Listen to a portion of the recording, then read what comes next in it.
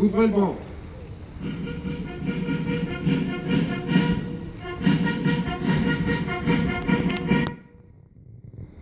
Lecture de l'appel du 18 juin 1940 du général de Gaulle par M.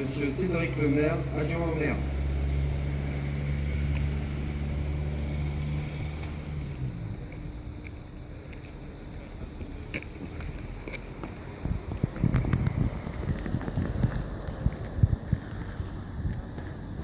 Les chefs qui, depuis de nombreuses années, sont à la tête des armées françaises, ont formé un gouvernement.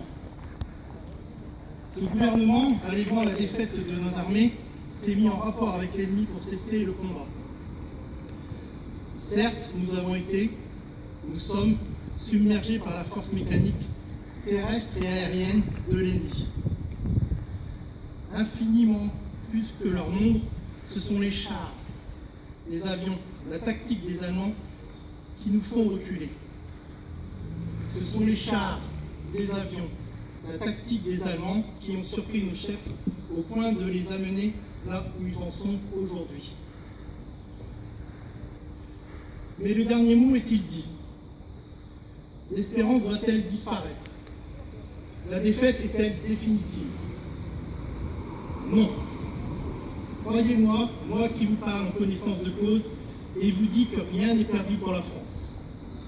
Les mêmes moyens qui nous ont vaincus peuvent faire venir un jour la victoire. Car la France n'est pas seule. Elle n'est pas seule. Elle n'est pas seule. Elle a un vaste empire derrière elle. Elle peut faire bloc avec l'empire britannique qui tient la mer et continue la lutte.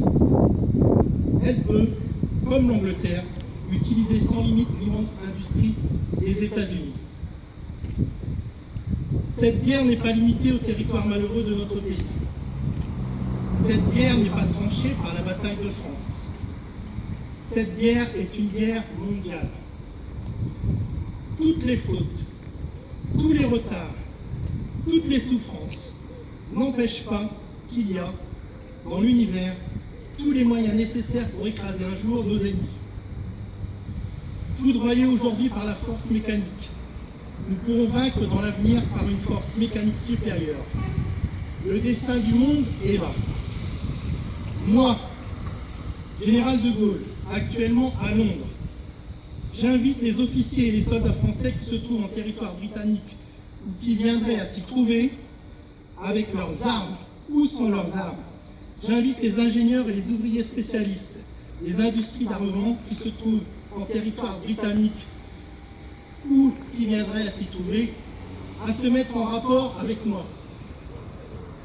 Quoi qu'il arrive, la flamme de la résistance française ne doit pas s'éteindre et ne s'éteindra pas. Demain, comme aujourd'hui, je parlerai à la radio de Londres.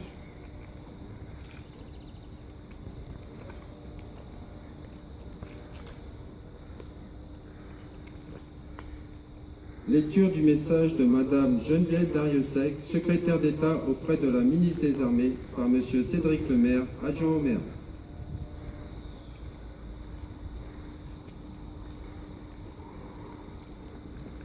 Quoi qu'il arrive, la flamme de la résistance française ne doit pas s'éteindre et ne s'éteindra pas. Demain, comme aujourd'hui, je parlerai à la radio de Londres. Ce 18 juin 1940, sur les ondes de la BBC, les mots irrévocables sont prononcés. Un officier inconnu du grand public, en rupture de rang, ancien membre du gouvernement, sans armes ni troupes, sans bagages ni logistique, et muni de tout, et fort d'une irréductible foi dans le destin de la France, conclut son appel par ces deux phrases. Elles résonnent encore aujourd'hui dans notre mémoire. Cet appel, bref, puissant, ciselé, est celui d'un autre gîte de la démarche qui ne se résigne pas, celui d'une parente d'espérance dans les heures sombres. Alors que la défaite était consommée, qu'il avait œuvré pour éviter l'abîme, que l'esprit d'abandonner triomphait jusqu'au sommet de l'État, le général de Gaulle, qui quittait le sol national pour porter la voie de la lutte contre la résignation du patriotisme, contre l'avertissement de la résistance, contre le déshonneur. Le premier nom était posé, l'aube d'un sursaut, et couloirs étaient hissés et le glaive ramassé. C'est un souffle de France qui franchissait la Manche. Le dernier mot de cette guerre n'était pas dit. La défaite n'était pas définitive. Les mêmes armes qui avaient submergé nos armées pouvaient forger la victoire. Il exhortait au ralliement et à la poursuite du combat. L'appel du 18 juin est l'étincelle d'une épopée, celle de la France libre, puis de la France combattante. Elle a permis d'arracher à la France, à la défaite et à l'humiliation, de la maintenir dans la guerre pour lui faire tenir son rang, d'organiser un gouvernement qui, la victoire venue, ramena la République sur l'ensemble du territoire. Les premiers Français libres n'ont pas tardé à rejoindre le monde. Peu nombreux, certes, mais les pionniers de la liberté furent au rendez-vous de l'honneur. Des obstinés vaillants, des passionnés intrépides, des patriotes ardents, des réfractaires à la servitude, les radionavigants de Saint-Jean d'Angély, les aviateurs de Saint-Jean-de-Luz, les marins de l'île de Saint. Au fil des années, cette légion de l'honneur nourrit des femmes et des hommes qui rejoignirent la croix de Lorraine, apporter les armes de la France et honorer les promesses des 18 juin. Parce que les Français libres n'ont jamais renoncé, la nation leur rend hommage, appuyée et s'incline devant leur héroïsme. L'esprit de résistance est à la fois dans l'espérance, nous accompagne toujours. Ils ont permis de relever un pays martyrisé, brisé et divisé. Cette certaine idée de la France, chère au général de Gaulle, est notre héritage. Il nous appartient d'en être digne.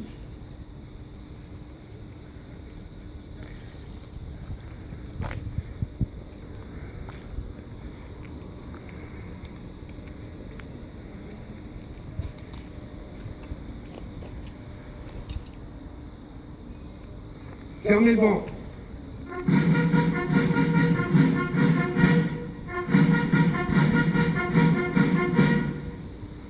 Dépôt de gerbe de M. Cédric Lemaire, adjoint au maire, de Mme Dominique Lavalette, conseillère départementale de l'Oise, du commandant Céline Pierre, représentant le colonel Mermod, commandant la base aérienne 110, du lieutenant Hazard, représentant le commandant Buttighofer, chef du centre de secours de Creil,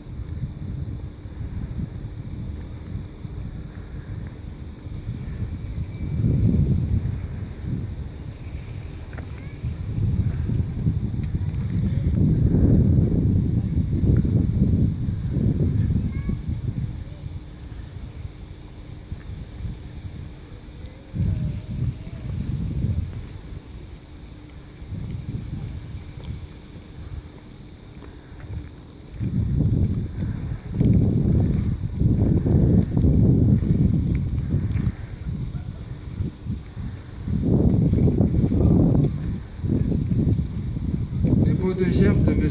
Daniel Dujardin, président de l'Association des combattants prisonniers de guerre et combattants d'Algérie, Tunisie, Maroc, représentant l'entente gréoise, et de M. Jordan Aliotti, vice-président de l'Union nationale des combattants de l'Oise.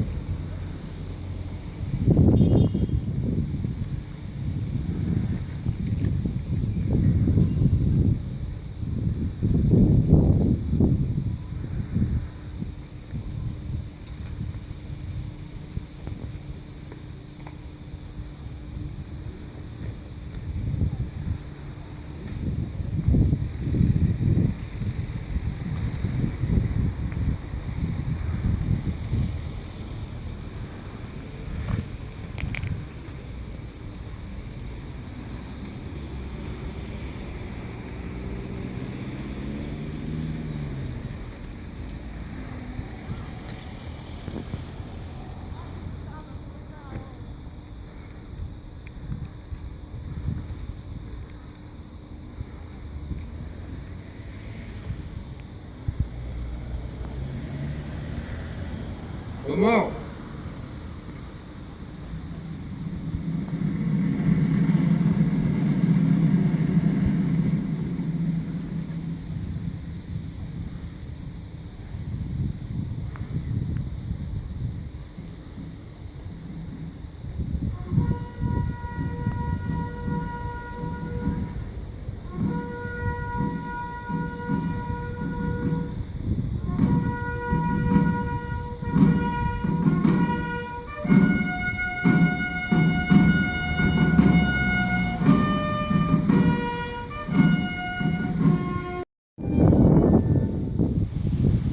Mesdames, Messieurs, la cérémonie est terminée. Monsieur Cédric Lemaire, adjoint au maire, vous remercie de votre présence.